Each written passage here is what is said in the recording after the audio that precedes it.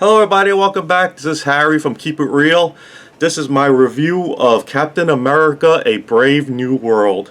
I wanted to try to do a video and not get into too much spoilers, but this movie has to be spoiled because in order for me to be honest with my review, I have to spoil the movie.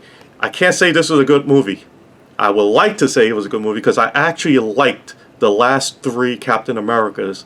And going into this movie, since it's a Captain America movie, I was hoping that it would be a good movie. But it has its problems. It does. It has a lot of pacing issues. I did not understand where was it going. If this was a Disney Plus series, it would have been perfect. The movie starts off with Thaddeus Thunderbolt Ross becomes the President of the United States. The next scene, right off the bat, which is an action scene, which is fine because now you want to show Falcon, the new Captain America, in action, which is cool. The first thing I always think about, because Falcon, I'm always thinking about Falcon, because Falcon doesn't have any super soldier serum in him. Even when he was just Falcon, I always wonder, how is he doing all this stuff without getting hurt? This time, they're saying that he has a Wakanda super suit that will protect him for things. So I'm like, okay, I could buy that a little bit. Captain America is sent to get a device that was stolen, and you don't know what it is yet. They don't talk about it, but the other thing about this movie is there's so many people in there. They wanted you to have seen Falcon and the Winter Soldier, that TV series that was on Disney Plus. You had to have seen that to know some background of the character, because they brought in the old Captain America that was on that show, Isaiah Bradley. He was supposed to be a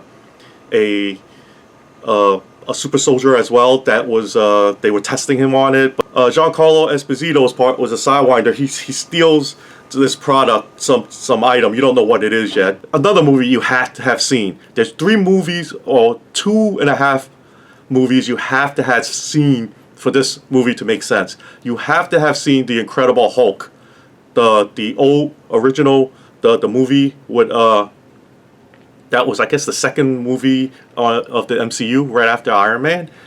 You have to have seen that movie, and you have to have seen the Eternals. You have to have seen the Eternals as well.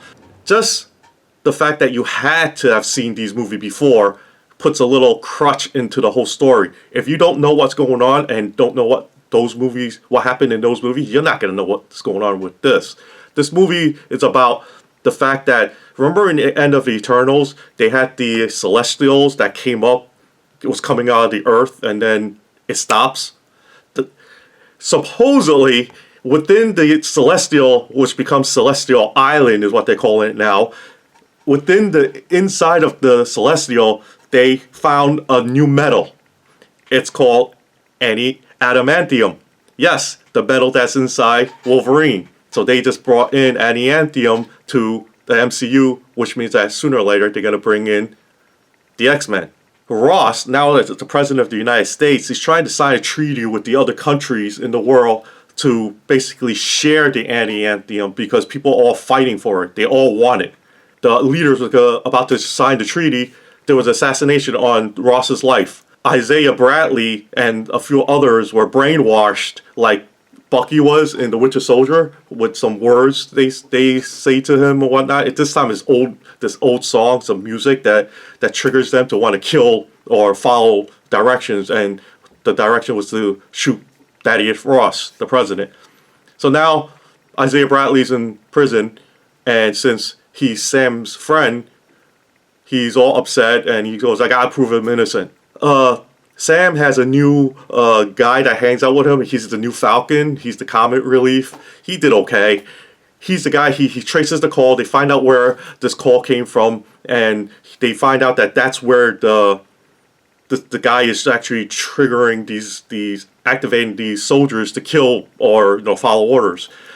And there is where they find Mr. Blue from The Incredible Hulk. Remember Mr. Blue? Not many people do, because like I said, it's the second MCU movie. Mr. Blue is everyone remembers what happened in the end of The Incredible Hulk, right? Hope so. I'm not sure you do or not. Remember, he had some gamma radiation drip on his head, and he was supposed to become the leader. And because and if you guys follow the MCU comic books, it's MCU comic books, Marvel comic books.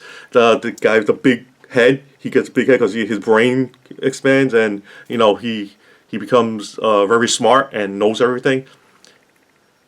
Right in the middle of the movie, right away, they gave it all away. Say he's the one he's the actual bad guy in the whole movie. He's the one who's manipulating everybody to try to kill Thaddeus Ross because he's pissed off because he's been captured for 16 years in prison. Supposedly, Ross has a heart condition, and in order for him to stay alive, Stearns has been giving Ross some pills that's actually laced with gamma. Small doses of it so it could keep him alive. Stearns was upset that he was kept 16 years because he was promised to be let go, but Ross didn't want to let him go because he's keeping him alive. So Stearns is pissed off, so he's getting people to try to kill him. Once they find that out, near the end of the movie now, we're already near the end of the movie. It's a really fast movie too. It's fast paced. It's like, where are we going with this? Stearns is captured.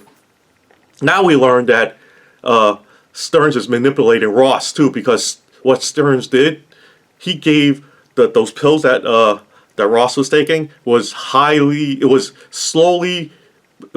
gamma in there, but he was increasing the gamma radiation in the pills. So that, and you guys already all know this, they should not have given this away in the trailers. Thaddeus Ross becomes the Red Hulk. I'm like, if they gave that away so early in the trailers, which kind of I thought ruined the movie, because they kept it all the way, he doesn't turn into the Red Hulk until the end of the movie. If you're going to do that, keep that a secret, because I think everybody went to the movie theater thinking that he's the main bad guy and he's going to be fighting Captain America, but that didn't happen. He did fight Captain America, but the fight scene was 10 minutes at most.